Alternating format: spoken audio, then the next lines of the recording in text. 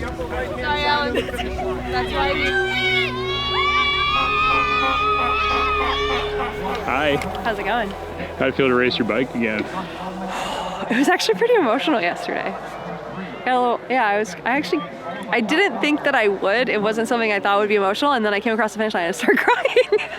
Today, it felt like just natural. It was so natural. I had no it wasn't like, oh, it's been a while. I was like, oh yeah, this is just that thing that I do all the time. It's kind of weird how quickly it comes back to you, honestly. Come on now! Yes, Ellen! How long had it been? Over 2 years. I retired, took my sabbatical in September of 21. But it had been, I haven't raced here since 2018 or 2019. So I didn't race in New England. I stopped racing in New England in 2019 because I moved to Colorado. So my last season of racing was in Colorado, so it doesn't really feel like I am rambling a little bit, I just realized that, but it's been a while since I raced in New England, and it felt so good. I think that's why I was crying, because I was like, God damn it, I miss this place.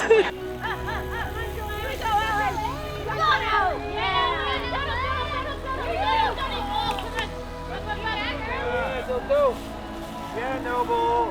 Stick with Olivia.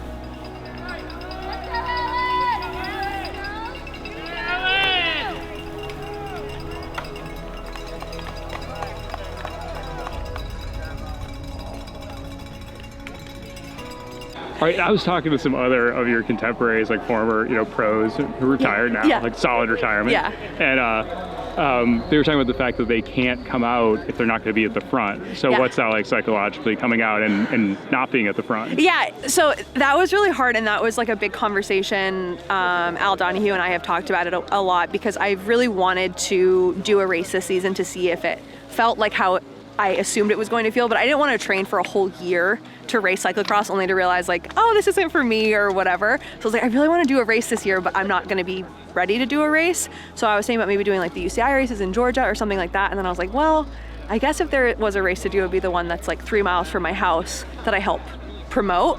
But I needed to be emotionally prepared for what it was going to be like.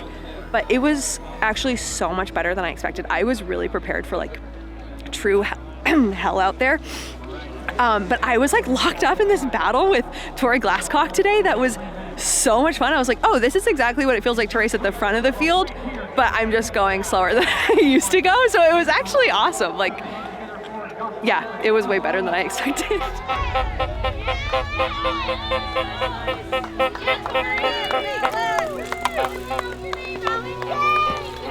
All right, so is this the beginning of a comeback? Yes. All right, sweet. Thanks, Al.